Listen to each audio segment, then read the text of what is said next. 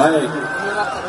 Oke, teman-teman semua, seperti janji kita tadi, Mas Ganjar ada di tengah-tengah kita, dan energi kita tambah kuat, tambah kuat, tambah kuat. Sekali lagi kita suara tepuk tangan buat Mas Ganjar.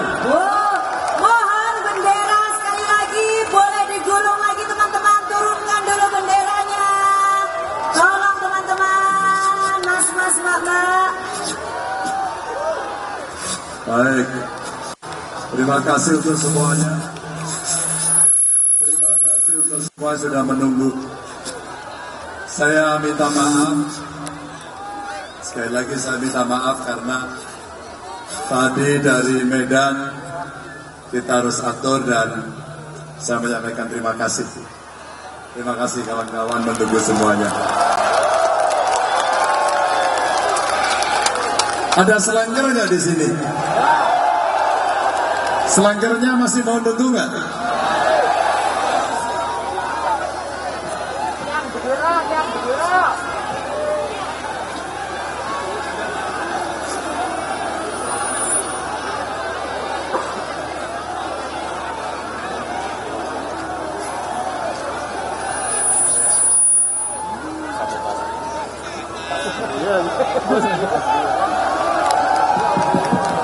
Ya, sabar. Ya,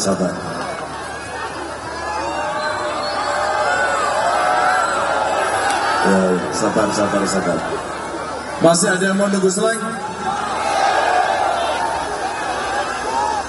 Dia tadi 10 menit di belakang saya, karena tadi saya pikir dari Medan dia akan terbang duluan. Tapi terima kasih teman-teman sudah menunggu semuanya. Ya, salaman dulu. Sambil saya narik napas dulu. Baik. Assalamualaikum warahmatullahi wabarakatuh. Selamat sore, salam sejahtera untuk kita semua. Bapak Ibu, buat saya Jogja selalu istimewa. Sekian tahun yang lalu saya punya pengalaman tentang Jogja. Ketika hampir belasan tahun undang-undang keistimewaan tidak pernah selesai. Rasanya memang menunggu kawan-kawan yang punya komitmen. Saya diberikan amanah sebagai ketua panja dan kita bisa menyelesaikan keistimewaan Jogja. Maka hari ini saya melihat warga Jogja termasuk dari sekitarnya yang hari ini berkumpul di Kulon Progo di Wates, panjenengan semuanya istimewa. Banyak orang datang ke Jogja selalu belajar keistimewaannya, keramah tamahannya, kebudayaannya, keseniannya, sopan santun dan unggah-ungguhnya. Jogja selalu memberikan contoh yang baik agar adab etika selalu menjadi pegangan kita semuanya. Maka banyak sekali warga dari seluruh Indonesia dan seluruh dunia, belahan dunia datang ke Jogja untuk belajar. Salah satunya adalah saya. Saya belajar bagaimana hidup di Jogja sejak SMA, kuliah di sini, bertemu dengan masyarakat, ngobrol dengan mereka, dan kita diajari soal unggah-ungguh toto kromo. Dan tentu saja itulah yang hari ini penting, bahwa pendidikan tidak hanya soal pinter-pinteran toktil, tapi pendidikan itu juga mengajarkan kita unggah-ungguh adab dan etika.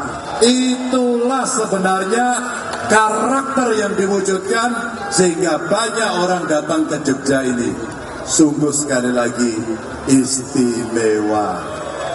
Maka Bapak Ibu sekalian, saya dan Pak Mahfud dari ini berbagi tempat. Kita berada di banyak titik untuk melihat dari ujung-ujung Indonesia. Kemarin kita melihat di NTT, kemarin kami melihat suasana yang jauh sekali, bahkan penerbangan ke sana pun sangat bergantung pada cuaca. Hampir-hampir kami gagal. tapi masyarakat menunggu luar biasa seperti hari ini. Boleh nggak ada 1-2 orang yang ingin menyampaikan apa sih yang diharapkan dari pemilu hari ini? Ada nggak? Ada nggak? Siapa? Saya mau coba dari ibu-ibu dulu atau perempuan dulu. Ada yang ingin menyampaikan? Ada? Oke. Apa sebenarnya yang diharapkan dari Pilpres ini? Sekolah gratis, Pak. Sekolah gratis.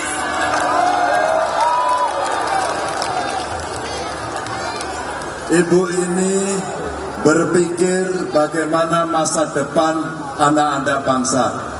Dan yang dipikirkan adalah sekolah gratis. Bu, namanya siapa, Bu? Lili. Oh, ini datang dari Magelang, datang ke Jogja. Bu, mana pilihannya? Sekolah gratis atau makan gratis? Sabar toh, sing tak tekan iki Bu Lili iki lho. Saya mau tanya Bu Lili, kenapa pilihannya sekolah gratis tidak makan gratis? Bukan menentukan masa depan anak, Pak. Pendidikan menentukan masa depan anak. Itu adalah masa depan anak-anak bangsa. Dan yang di sana, Bu, teman-teman seperjuangan kami. Ada dari caleg, DPR RI, DPRD Provinsi, dari partai-partai yang ini berkumpul semuanya, PDI Perjuangan, P3, Hanura, Perindo komplit, dan para relawan. Kita minta tepuk tangan dengannya. Ada juga, ada budayawan di sini. Mas Butet, nggak jadi. Aja. Mas Butet, seorang budayawan, seorang seniman yang ternyata untuk manggung saja tidak gampang. Mas Butet pernah cerita kepada saya bahwa undangan-undangan manggungnya di-review. Boleh manggung tapi nggak boleh ngomong politik, begitu katanya. Maka manggungnya gagal dan kemarin panggungnya dipindah di Jogja. Kebetulan karena saya, Pak Mahfud juga sekolah di sini, kami nonton panggungnya. Dan memang nyebeli. Karena isinya memang ngeritik tok. Tapi itulah dinamika agar penguasa selalu diingatkan, agar penguasa bisa mengasah rasa sehingga menjadi peka dan akhirnya tidak pekok. Dengan seni, dengan budaya, dengan kepekaan yang kita miliki, maka insya Allah kita tidak menjadi Kowe lo saya ngomong. Maka sekolah gratis betul menjadi cita-cita kita semuanya. Saya berasal dari orang tidak mampu, waktu sekolah juga ngutang, bahkan pernah terlibat rentenir untuk membayar kuliah. Orang tua saya berjuang bagaimana anaknya. Itulah kenapa 12 tahun minimal harus gratis. Kalau sudah gratis seperti Bu Lili tadi, mereka yang dari keluarga miskin, saya pengen pendidikanlah yang akan merubah nasib keluarganya. Maka satu keluarga miskin, satu sarjana. Itulah yang kemudian diharapkan nantinya mereka akan menjadi anak-anak hebat yang membantu keluarganya, membantu orang tuanya, karena pasti mereka punya budi pekerti yang luhur. Ini ada anak yang menyampaikan ke saya harus minta maaf karena saya tidak punya penterjemah. Ini kelompok tuli, saya mau sapa dulu.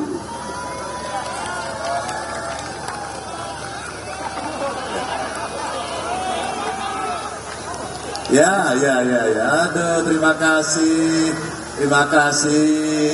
Ya.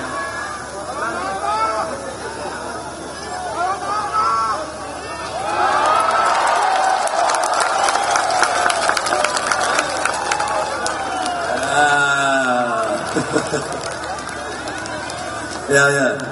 Termasuk teman-teman penyandang disabilitas inilah Bapak Ibu yang perlu mendapatkan perhatian, karena setiap kali kita menyiapkan rancangan pembangunan maka seringkali ada yang tertinggal. Siapa mereka? Kelompok perempuan sering tertinggal, anak-anak sering tertinggal, lanjut usia sering tertinggal. Wabil khusus adalah kawan-kawan penyandang disabilitas. Maka marilah kita perhatikan agar kesetaraan itu ada termasuk dalam pendidikan. Bapak Ibu teman-teman, saya tidak akan berbincang panjang lebar. Dan tentu saja semua mimpi itu insya Allah saya dan Pak Mahfud mencoba membangun komitmen. Kita mendengarkan masyarakat sipil, mendengarkan panjenengan semuanya, agar bisa memberikan catatan-catatan yang kelak kemudian hari ini akan bisa memperbaiki nasib kita semuanya. Terima kasih atas dukungannya, mohon doanya, mohon dukungannya, agar pemilu di 14 Februari Anda punya pikiran, punya perasaan, punya referensi untuk memilih. Pertanyaannya, mau milih nomor berapa? Kok saya ngomong yang pitulas, kok saya pengen mendengar, mau pilih nomor berapa? Saya pengen lihat tangan tiganya ke atas, pilih nomor berapa? Terima